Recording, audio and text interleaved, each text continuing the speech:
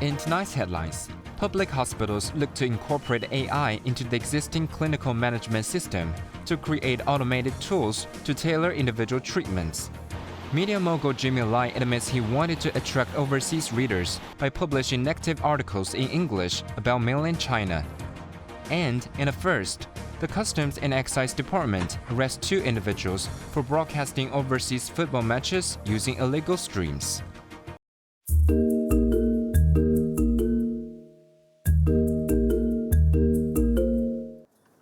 The hospital authorities' 43 public medical facilities, which use the clinical management system to store patients' records, were awarded the highest certification for the electronic medical record adoption model, making it the first of its kind in the world. The CMS has stored medical data of 10 million patients, supporting more than 70,000 healthcare staff in their daily clinical work. Patients registered with the CMS can schedule checkups, treatments, and prescriptions through an integrated clinical workstation. Uploaded medical records can be retrieved for reference, and patients' medical history can be assessed to prioritize treatment. Looking ahead, DHA's head of Information Technology and Health Informatics, Cheng Nai-Cheng, said they are working on the next generation of CMS to include artificial intelligence. So the general capabilities, as described, is perhaps things more use of AI, more use of personalization, more communication techniques, that sort of thing. Meanwhile, Alex Lam, chairman of the Hong Kong Patients' Voices, slammed the hospital authorities' report on the management of the public hospital system released 3 days ago, saying it does not highlight the main issue of avoiding medical blunders by using vague terms, such as enhance, foster, develop, and strengthen. Lam also criticized the lack of a dismissal mechanism for staff who make serious errors, which creates a get-out-of-jail-free card for those employees. Evelyn Bai, Cable News.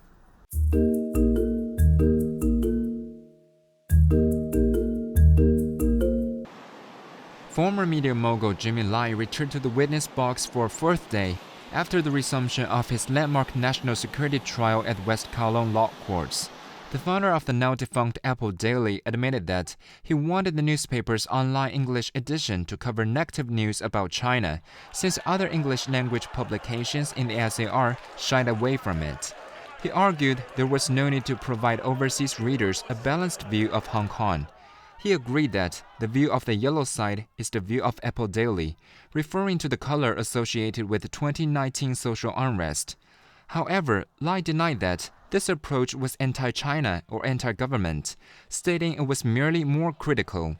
He contended that the tabloid reported what it perceived as truth, even if it could incite hatred toward the government, but added that if it was a crime, we would not report it. Since the resumption of his trial last week, Lai admitted having lobbied for U.S. support for the social unrest through his tabloid, while denying he incited hatred through his articles. Lai is charged with conspiring to collude with foreign forces in a conspiracy to print and distribute seditious publications. He has denied the charges. Quentin Yang, Cable News.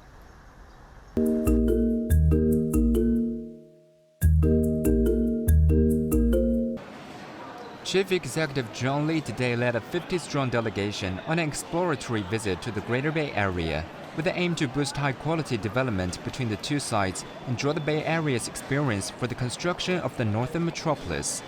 Along with Cui Jianchun, the Commissioner of the Ministry of Foreign Affairs in Hong Kong, the high-profile delegation also includes Secretary for Administration Eric Chen, Commerce Minister Algernon Yao, and Secretary for Constitutional and Mainland Affairs Eric Tan. The delegation attended a trade conference in Guangzhou this afternoon for improving economic cooperation. Additionally, the chief executive plans to visit Foshan to meet with local leaders before returning to Hong Kong tomorrow.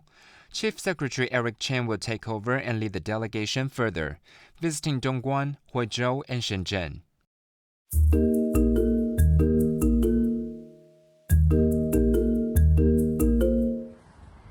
Customs arrested 2 men at a restaurant in Tongcheng last night for allegedly broadcasting international football matches using illegal streams to show the games.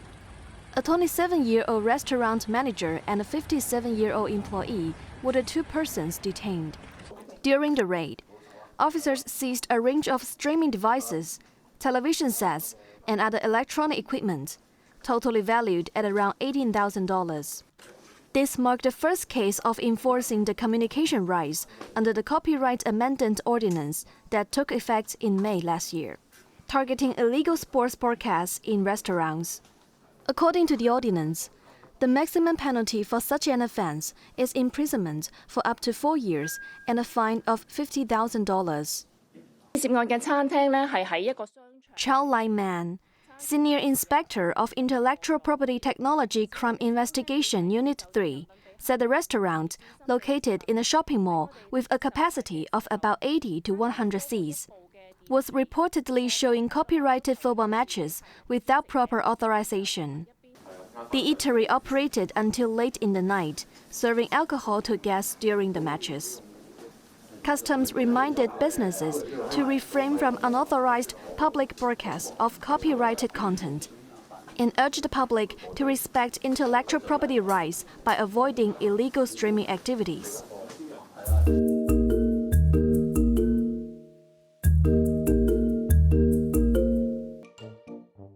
To create a joyful atmosphere for welcoming the giant pandas which were gifted by Beijing, a series of promotional activities are in full swing, starting with 2,500 panda sculptures which will be displayed across the city starting next month, supported by the Culture, Sports and Tourism Bureau and the Hong Kong Tourism Board.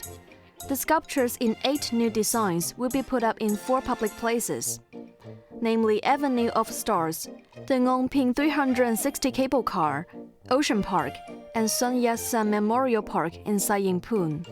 Local art studio, All Rights Reserved, which has organized the display, has also created 6 exclusive Hong Kong-themed panda characters, which will make their debut during the event.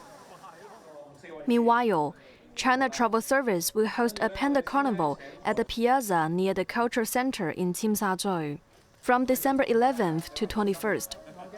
A standout 10-meter-tall panda art piece at Victoria Harbour will be the highlight of the event. The carnival will also host other art installations, interactive performances, cultural and creative fairs, and photography exhibitions. There is no entry fee, and visitors can enjoy local delicacies at stalls selling a variety of panda-themed products.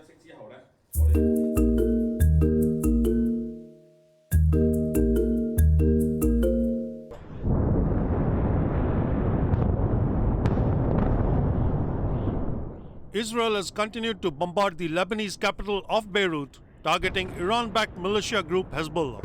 The latest heavy-handed response by Israel was in retaliation for a rocket attack in which Hezbollah fighters launched more than 160 projectiles at the northern Israeli city of Haifa.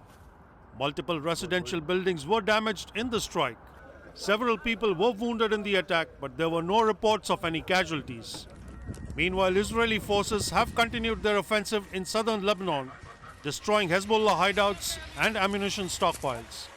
Not providing specific details, the Israeli army said its forces had killed a large number of Hezbollah fighters. About 1.2 million people have been displaced since Israel invaded southern Lebanon last month.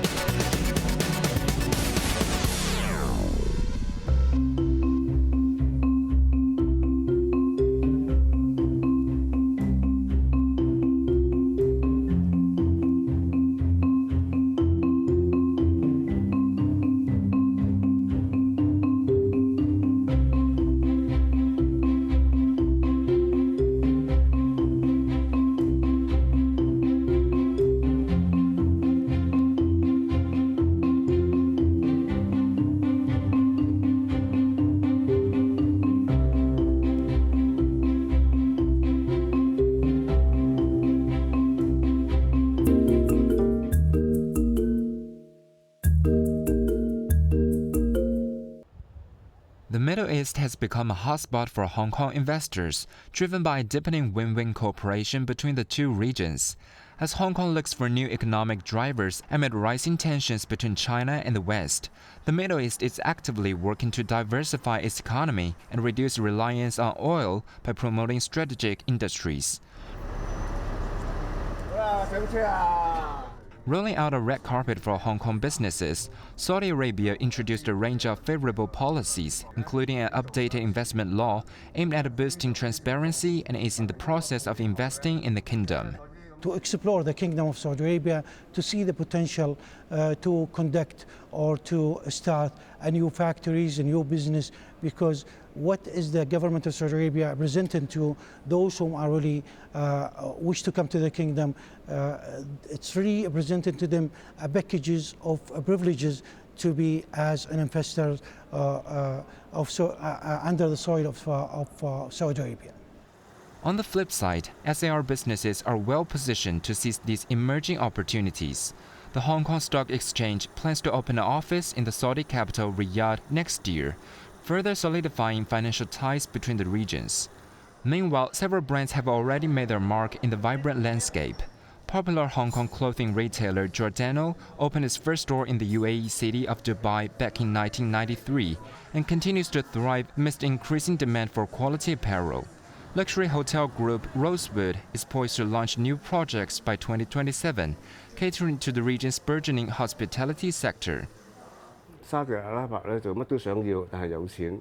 Aaron Shum, chairman of the Hong Kong Middle East Business Chamber, highlighted Saudi Arabia's increasing openness and attractiveness as a gateway for growth. Quentin Yap, Cable News.